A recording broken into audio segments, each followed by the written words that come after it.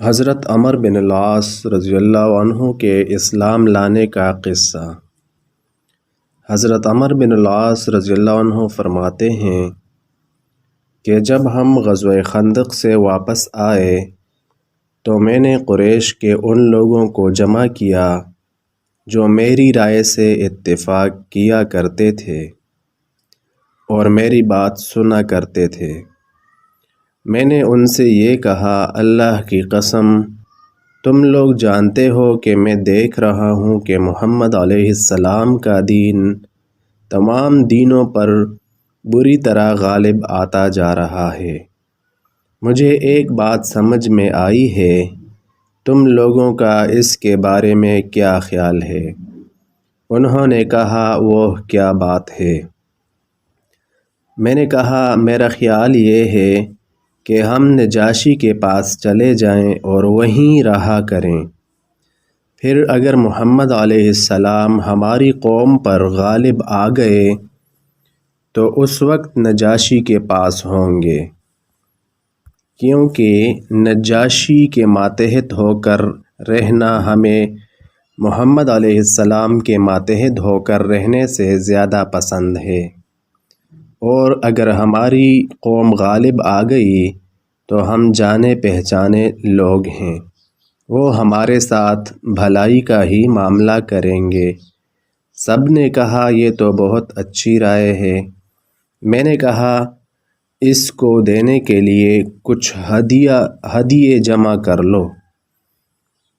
نجاشی کو ہمارے ہاں کے چمڑے کا ہدیہ سب سے زیادہ پسند تھا، چنانچہ ہم لوگوں نے یہاں کا تیار شدہ چمڑا کثیر تعداد میں جمع کیا۔ پھر ہم مکہ سے چلے اور اس کے پاس پہنچ گئے۔ اللہ کی قسم ہم وہاں ہی تھے کہ اتنے میں عمر بن امیہ نجاشی کے پاس ملنے گئے اور پھر وہاں سے باہر آئے۔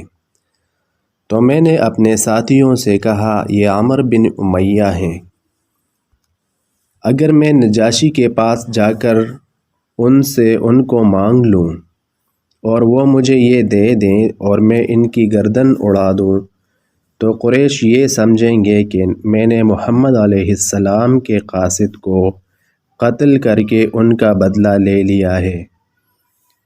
چنانچہ میں نے نجاشی کے دربار میں جا کر نجاشی کو سجدہ کیا جیسے میں پہلے کیا کرتا تھا۔ اس نے خوش آمدید ہو میرے دوست کو، اپنے علاقے سے میرے لیے کچھ ہدیہ لائے ہو؟ میں نے کہا، ہاں اے بادشاہ، میں آپ کے لیے ہدیہ میں بہت سے چمڑے لایا ہوں۔ چنانچہ میں نے وہ چمڑے اس کے سامنے پیش کیے، وہ اسے بہت پسند آئے کیونکہ وہ اس کی مرضی کے مطابق تھے۔ پھر میں نے اس سے کہا، اے بادشاہ، میں نے ایک آدمی کو آپ کے پاس سے نکلتا ہوا دیکھا ہے، وہ ہمارے دشمن کا قاصد ہے، آپ اسے میرے حوالے کر دیں تاکہ میں اسے قتل کر دوں، کیونکہ اس نے ہمارے سرداروں اور معزز لوگوں کو قتل کیا ہے۔ یہ سنتے ہی نجاشی کو ایک دم غصہ آ گیا اور اس نے غصہ کے مارے اپنا ہاتھ اپنی ناک پر زور سے مارا کہ میں سمجھا کہ اس کی ناک ٹوٹ گئی ہے، اور ڈر کے مارے میرا یہ حال تھا کہ اگر زمین پھٹ جاتی تو میں اس میں گھس جاتا۔ پھر میں نے کہا، اے بادشاہ، اللہ کی قسم اگر مجھے اندازہ ہوتا کہ یہ بات آپ کو ناگوار گزرے گی تو میں آپ سے اسے بالکل نہ مانگتا۔ نجاشی نے کہا، تم مجھ سے اس آدمی کے قاصد کو مانگ کر قتل کرنا چاہتے ہو جس کے پاس وہی ناموس اکبر یعنی جبرائیل علیہ السلام آتے ہیں جو موسیٰ علیہ السلام کے پاس آیا کرتے تھے۔ میں نے کہا، اے بادشاہ، کیا وہ ایسے ہی ہیں؟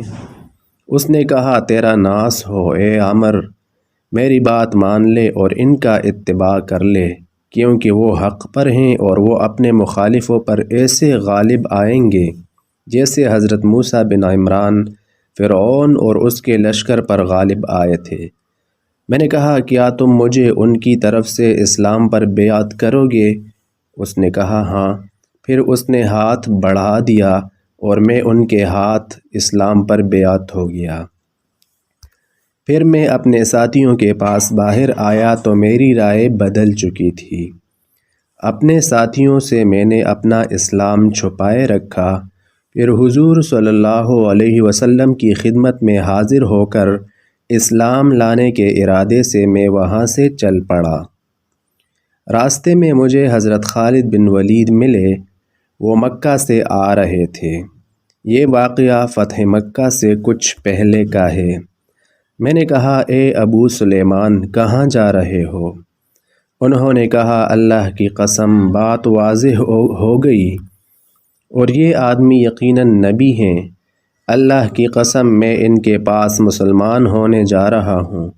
کب تک ہم ادھر ادھر بھاگتے رہیں گے؟ میں نے کہا اللہ کی قسم میں بھی مسلمان ہونے جا رہا ہوں۔ چنانچہ ہم دونوں مدینہ حضور صلی اللہ علیہ وسلم کی خدمت میں پہنچے۔ حضرت خالد بن ولید آگے بڑھ کر مسلمان ہوئے اور انہوں نے حضور صلی اللہ علیہ وسلم سے بیعت کی۔ پھر میں نے قریب ہو کر عرض کیا یا رسول اللہ میں آپ سے اس شرط پر بیعت کرتا ہوں کہ میرے پچھلے تمام گناہ معاف ہو جائیں۔ آئندہ کے گناہوں کے متعلق مجھے خیال نہیں آیا۔ آپ نے فرمایا اے عامر بیعت ہو جاؤ کیونکہ اسلام اپنے سے پہلے کے تمام گناہوں کو مٹا دیتا ہے اور ہجرت بھی اپنے سے پہلے کے تمام گناہوں کو مٹا دیتی ہے۔ فرماتے ہیں کہ میں حضور صلی اللہ علیہ وسلم سے بیعت ہو گیا پھر واپس آ گیا۔